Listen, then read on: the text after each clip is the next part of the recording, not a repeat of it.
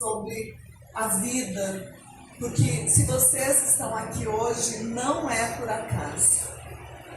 Foi Deus que mandou, foi Deus que trouxe, e esse é o nosso caminho, esse é o meio que nós temos para chegar mais perto de Jesus. Hoje eu vou conversar com vocês sobre família, oficina da alma. Quem já assistiu às minhas palestras sabe que eu sempre comento que quando eu vou me preparar para fazer uma palestra, eu converso com o meu mentor espiritual, converso com Deus e peço a Ele o que eu devo trazer.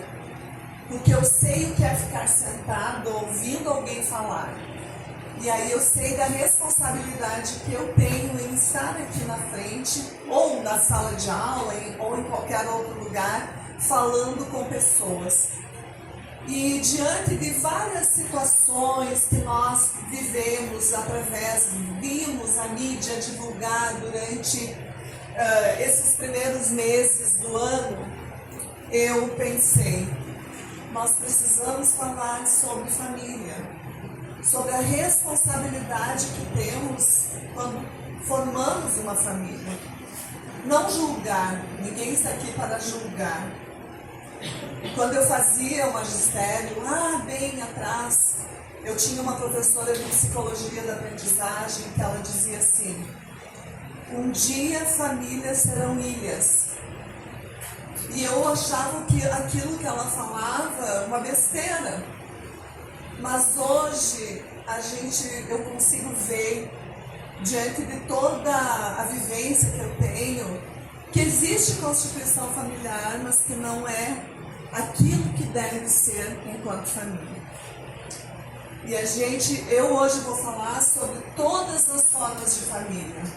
Sobre família de marido e mulher, de casais diferenciados, de vó e neto, de mãe solo, de pai solo, de pessoas que abriram o coração para receber o espírito reencarnado para viver, para seguir nessa jornada terrena juntos.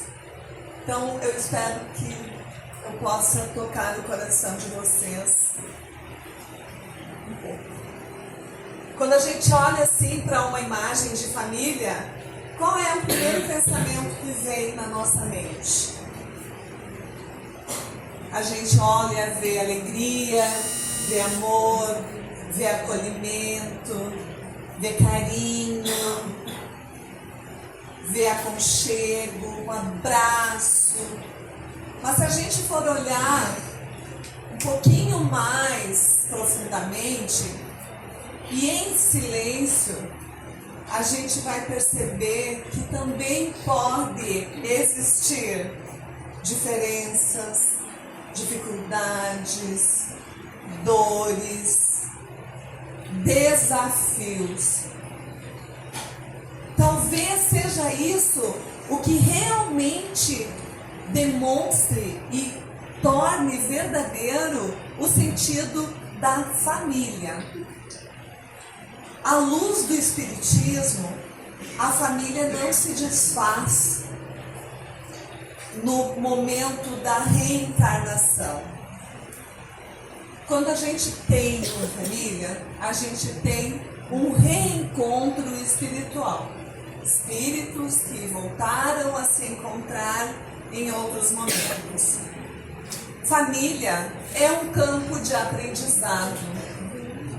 É um meio que nós podemos evoluir e que nós desejamos através dela esse processo de evolução.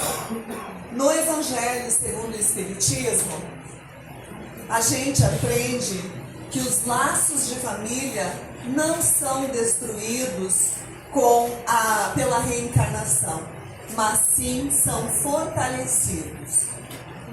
Se não são destruídos, então é algo que deve ser construído novamente, deve ser reparado ou também deve ser aprofundado. O Espiritismo, ele amplia esse conceito de família. Nós não somos unidos apenas pelos laços de sangue. Nós somos unidos pela afinidade espiritual. Espíritos simpáticos se atraem. Como fala o Allan Kardec lá no Livro dos Espíritos, ao mesmo tempo, espíritos que tiveram em outra existência conflito, voltam a se reencontrar.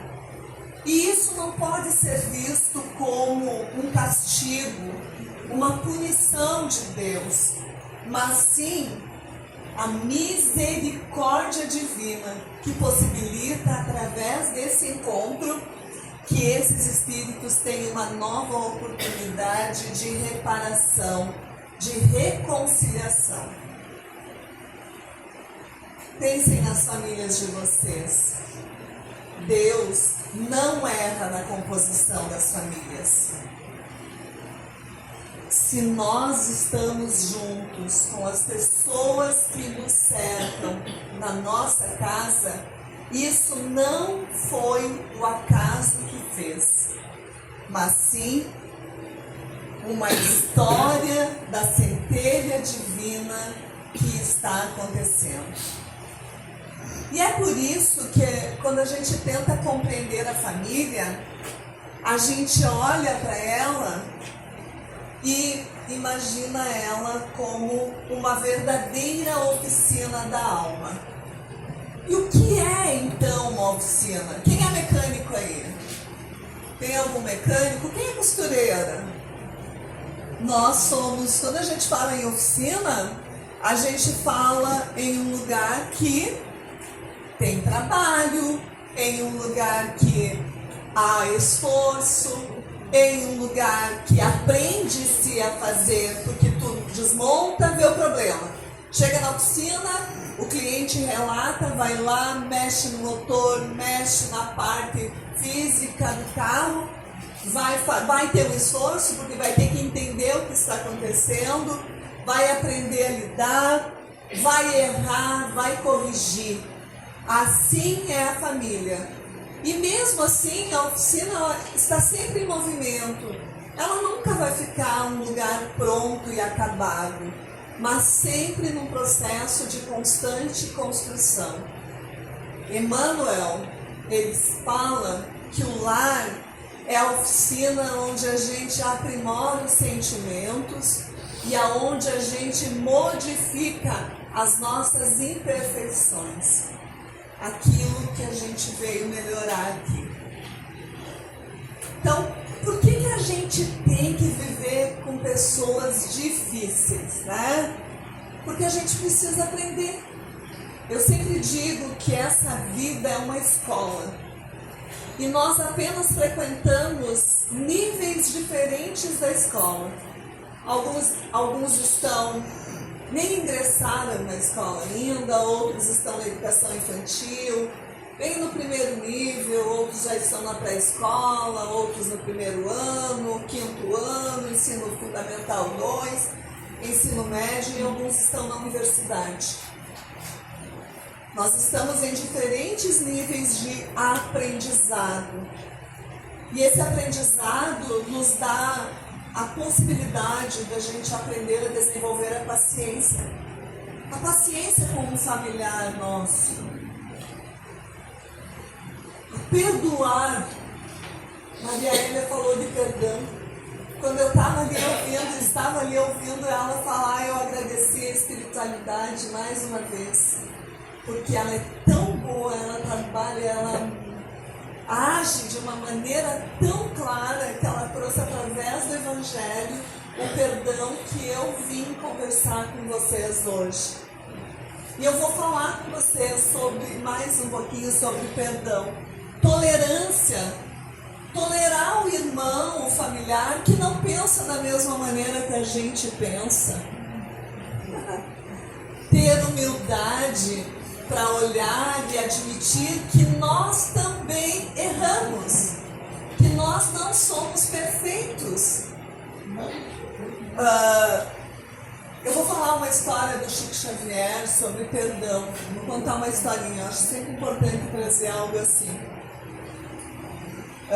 Certa vez, em uma reunião mediúnica, o Chico Xavier recebeu uma mãe que estava em desespero completo, porque havia perdido um filho recentemente. E ela chorava muito. Além dela chorar muito por conta da perda desse filho, ela relatou ao Chico que ela havia perdido o filho após uma discussão que eles tiveram em casa. Ela, além de trazer a dor no coração da perda desse filho, ela trazia com ela a dor de não ter pedido perdão. Então Chico psicografou uma carta de um jovem, onde ele dizia para essa mãe: minha mãe querida, não sofra. O amor que nos une é muito maior do que essa briga pequena que tivemos. Eu desencarnei porque era o meu momento de partir. Nosso amor vai continuar vivo, intenso, aonde eu estiver. Mamãe querida, continue amando, viva a sua vida feliz. Mas o que mais, essa mãe, ela ficou tão agradecida e tão emocionada, que a emoção dela não vinha de apenas esse relato do filho, mas sim na continuidade da carta, onde ele dizia a ela: mamãe, nós não tivemos essa ligação apenas nessa vida, viemos nessa união de muitas outras vidas, que fomos ora mãe e ora filho.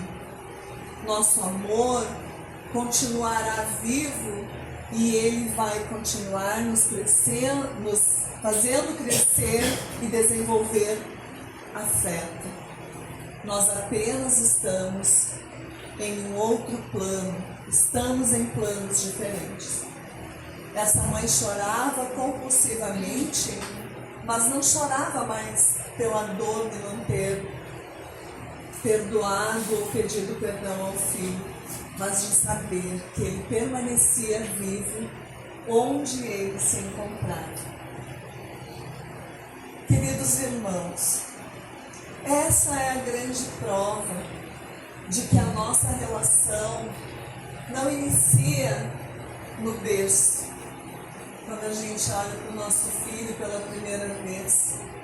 Uma família não inicia em um cartório. A família, ela nasce do Espírito e no Espírito. Estamos juntos porque há amor. E esse amor é para fortalecer, é para reparar os erros e é para construir. Mais uma vez eu cito o Evangelho segundo o Espiritismo, quando ele diz assim, que os laços de família não são destruídos pela reencarnação. Eles apenas se fortalecem. Pensando na nossa casa, nos momentos difíceis que a gente tem, a discussão é pequena. O orgulho pode ser passageiro, mas o amor que nos une, ele é eterno. Por isso, enquanto a gente estiver juntos com as pessoas que fazem parte da nossa família, que a gente possa fazer a escolha de amar. Amar, porque os laços de família, eles não se desfazem. apenas se fortalece. E aí a gente consegue ver, através dessa história, Maria Hélia disse, o perdão não é para o outro, o perdão é para a gente. É para a gente melhorar, é para a gente evoluir. Ele é o ingrediente, a condição essencial para que a gente possa dizer que é feliz. Porque a gente nasce e busca nessa vida a felicidade. A gente não escolheu a família que a gente tem por acaso, mas pela necessidade de evolução. A gente não lembra, e ainda bem, quando a gente está lá do outro lado, no nosso lar espiritual, que a gente recebe a clareza de quem de verdade a gente é, das coisas que a gente veio corrigir aqui, daquilo que a gente, dos débitos que a gente veio saudar e que a gente muitas vezes não sauda porque nós temos o livre-arbítrio e talvez as nossas escolhas não nos permitam fazer a correção, o saudar os nossos débitos. Lá a gente tem clareza e aí a gente pede, me deixe voltar, Senhor, eu prometo que eu vou fazer diferente. E a gente aceita vir acolher uma pessoa, um desafeto nosso, um assassino, um filho que ingrato, um irmão, um pai, uma mãe. A gente aceita. Esse núcleo familiar, o lugar onde a gente habita, não foi pego aleatório no plano espiritual. E cada um de nós veio com um propósito.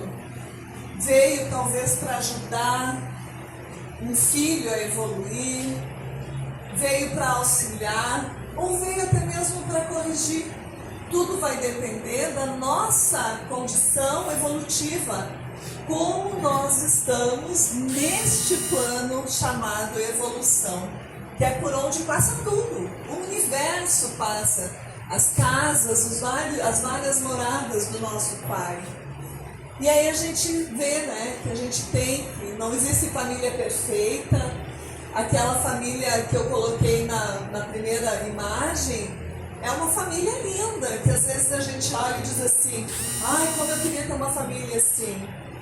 Mas a gente não sabe quais são os pesadelos, quais são as dores, quais são as dificuldades que essa família passa. E ainda mais agora que a gente tem rede social, tudo é lindo e maravilhoso, tudo é perfeito. Mas não há perfeição, apenas Deus e Jesus Cristo possuem essa perfeição que nós buscamos e talvez um dia vamos chegar lá. Então a gente vive conflitos familiares. E aí, nem toda família é fácil e está tudo certo e está tudo bem. Porque o conflito, ele não representa que eu fracassei. E aí a gente pensa, muitas vezes a gente como mãe, como pai, quando um filho não percorre o caminho que a gente programa, né? Esse é o grande erro da gente, quem programa é Deus. A gente recebe os nossos filhos e a gente tem, né, uma incoerência nossa decidir qual é o caminho que os nossos filhos devem seguir. Mas a gente esquece de perguntar para eles qual é o caminho que tu quer seguir. Às vezes eles pegam um caminho distorcido, um caminho pedregoso, um caminho difícil, e aí a gente deita a cabeça no travesseiro, não consegue dormir, chora e pergunta a Deus, onde foi que eu errei, Senhor? Nós não erramos, nós não fracassamos, porque o fracasso é algo que a gente tem por ser humano, pela gente se cobrar. Mas não significa que espiritualmente a gente fracassou, porque nós somos seres que recebemos o livre-arbítrio. A gente tem que olhar para tudo que a gente passa como uma prova educativa. Falei da escola. Estamos numa escola. E a gente pode ir bem na prova ou não. Pode querer colar, pode reprovar, fazer de novo toda aquela série, ter que repetir toda aquela matéria que aprendeu, que estudou, mas que não aprendeu. É como vir aqui na casa espírita. ouvir a palestra, receber o passe, tudo que a gente fala e sair daqui e continuar fazendo as mesmas coisas erradas. Então, é você frequentar uma escola e não levar para ti o melhor que a escola pode dar. Muitas vezes, a dificuldade na família está, como eu disse, nos desafetos que a gente teve, nas pessoas que a gente prejudicou em outras existências, das relações que a gente não resolveu no passado e que elas vão voltar conosco, porque até a gente não resolver, elas não vão seguir o fluxo. E no Evangelho segundo o Espiritismo, no capítulo 5, no capítulo 5, no item 25, ele diz, olha só, que as provas têm o objetivo de desenvolver a nossa inteligência e a nossa moral. Está aí a prova. Prova do que prova faz a gente aprender. E os laços familiares, eles permanecem. A família é um reencontro de espíritos. Os laços, mais uma vez, a espiritualidade fala, não se desfazem com a reencarnação. E aí nós temos o lar como um laboratório da reencarnação. Um dia eu quero falar sobre esse processo de reencarnação nas palestras. Por conta que a gente acha que é fácil, né? Mas não é. Mas é algo que nos permite, um laboratório onde tu faz experiências, aonde tu elabora perguntas, aonde tu gera hipóteses e respostas, e aí você chega nos resultados. O lar é isso. É um lugar onde a gente faz perguntas, a gente levanta possibilidades, elabora hipóteses, faz experiências. Vou agir desse jeito. Vou fazer do outro jeito. Até a gente encontrar o meio correto, ou nem sendo correto, o melhor meio para conduzir determinada situação. E aí isso é para vocês, né, refletirem no coração. Se hoje dói, se há algo que dói dentro de vocês, é porque algo profundo está sendo tratado na sua alma. E aí a gente olha para aquele familiar que é difícil, para aquela pessoa que está ao nosso lado e que de repente a gente se pergunta, por que a gente está junto? Pode ser pela afinidade espiritual, pode ser, como eu disse anteriormente, pela necessidade da reconciliação, pela oportunidade do crescimento, como a gente fala, a gente pode estar aqui para ajudar alguém no processo evolutivo. E isso está descrito lá no Livro dos Espíritos, na questão 205. E aí, sempre a gente tem um ingrediente para poder opinar na receita, né? Eu vou fazer um bolo, coloca tanto de fermento que o bolo vai ficar maravilhoso. Coloca esse ingrediente ou outro. Mas eu vou te ensinar de uma maneira dessa forma. Vou te dar um método diferente de você lidar com essa situação. Na família, o melhor método é o amor. O amor é um método educativo do espírito. Não é ser permissivo. E daí eu coloquei aquela imagem que talvez não esteja muito boa, mas faz bem alusão ao que a gente vive hoje. Lá no passado, os mais antigos vão concordar comigo. Não tinha a criança chegar na escola e os pais irem lá e dar de dedo na cara do professor, dizendo que o professor deu uma nota baixa para o filho, ou que o professor falou isso ou aquilo para o filho. O pai olhava para o filho e dizia a ele, você tem que respeitar seu professor, você tem que respeitar as pessoas e você tem que ter bons resultados. Hoje mudou. É outra coisa. A gente não tem mais liberdade.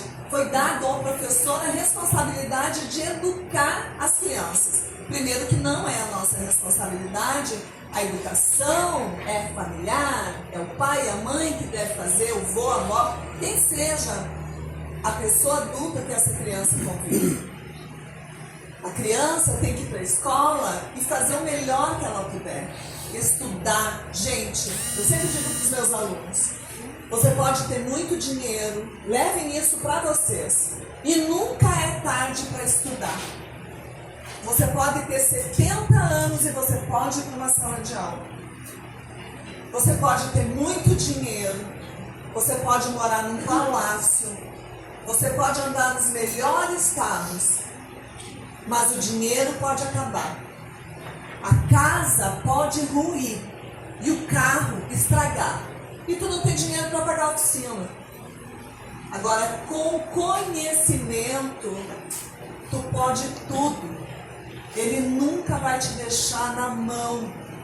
E não é para você ser médico, você pode ser o que você quiser, sendo feliz, acordando de manhã e tendo prazer de fazer o que tu faz, de se sentir útil. Hoje a gente vê isso porque a família é permissiva. O filho manda na casa, o filho diz o que quer e o que não quer, e os pais aceitam. Sabe por quê? Porque quando eles tinham os pais que eram mais rígidos, eles diziam assim, porque eu já falei isso também, gente. Quando eu tiver meus filhos vai ser diferente. A gente quebra a cara. Porque filho tem que respeitar pai e mãe. Filho tem que honrar pai e mãe. Filho tem que saber ouvir um não. E o não é sinal de falta de amor, pelo contrário, é amor verdadeiro, é amor puro. É o amor que constrói.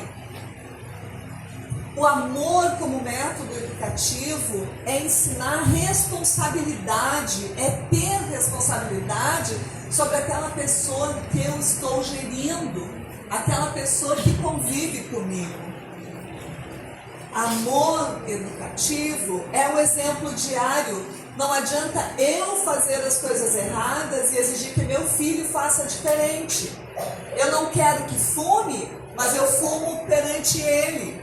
Eu não quero que beba, mas peço para ele buscar a bebida, para eu beber.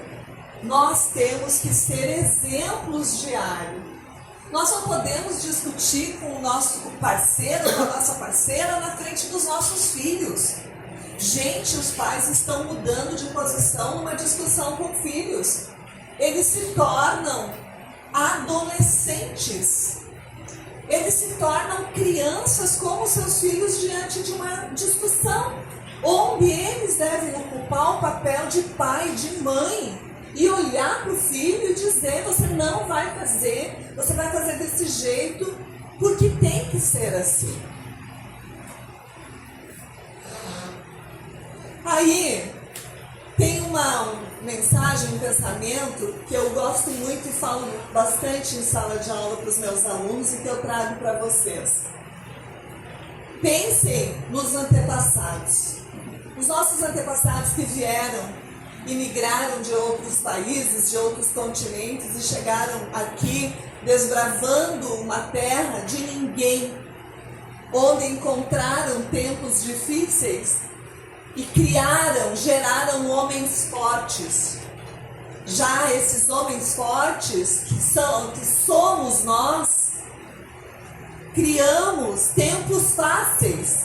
Hoje tudo é fácil, tudo está nas mãos da gente. Só que os tempos fáceis geram homens fracos.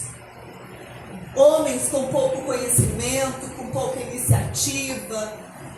E esses homens fracos criam tempos difíceis. E ele está aí à nossa frente para que a gente possa ver. Infelizmente. O amor, ele corrige com ternura. Ele orienta pelo exemplo. Ele educa com a paciência. No Evangelho segundo o Espiritismo, ele diz assim: fora da caridade não há salvação. Caridade é a primeira coisa que uma criança deve aprender dentro de casa. Fazer caridade não é dar dinheiro, não é dar esmola, não é dar comida.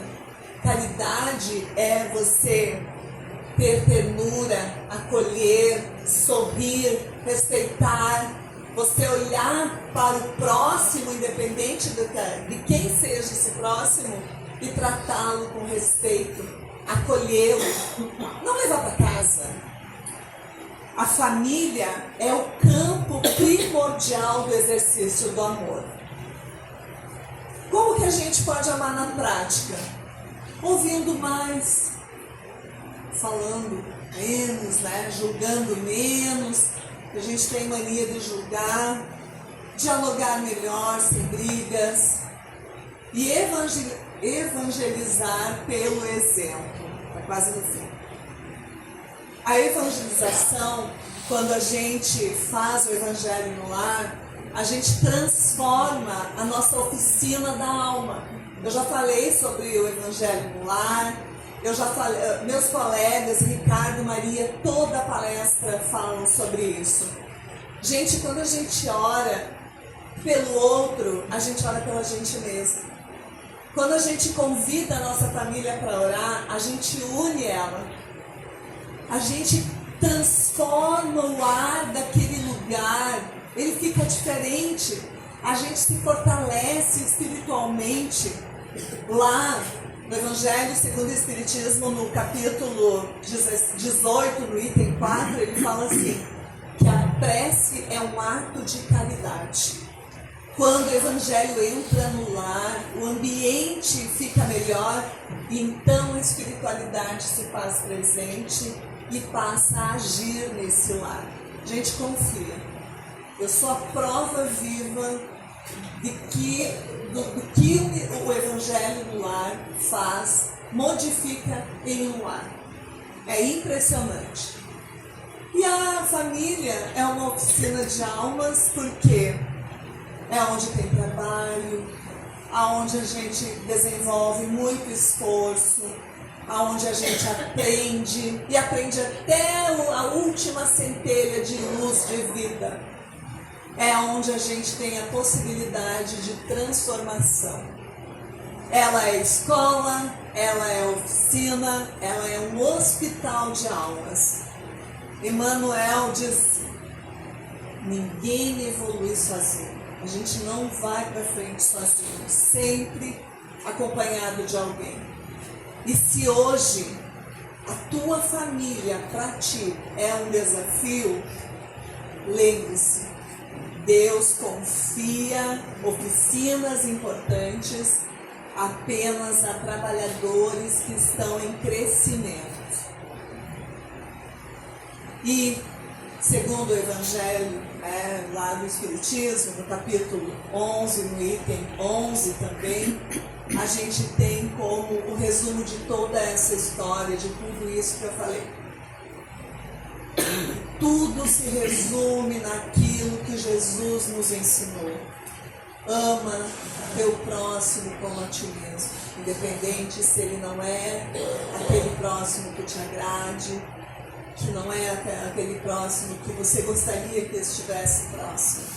E eu convido vocês então para comigo realizarem essa prece que foi trazida com muito carinho, e eu espero que ela atue na vida de vocês e na família de vocês.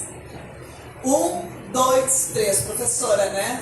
Senhor Jesus, agradecemos pela vida e pelas famílias que nos acolhem como escola de amor e crescimento.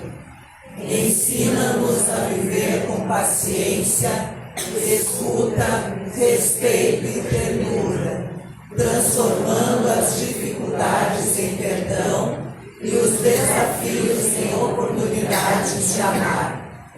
Ampara os lares que sofrem, consola os corações aflitos e renova a esperança dos que desanimam. Que teu Evangelho ilumine nossos pensamentos, palavras e atitudes, fortalecendo os laços que nos unem. Permanece conosco hoje e sempre, guiando-nos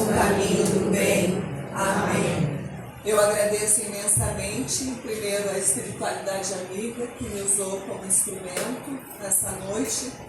Agradeço a vocês por estarem aqui, por me ouvirem, e agradeço a esse grande momento. Gratidão.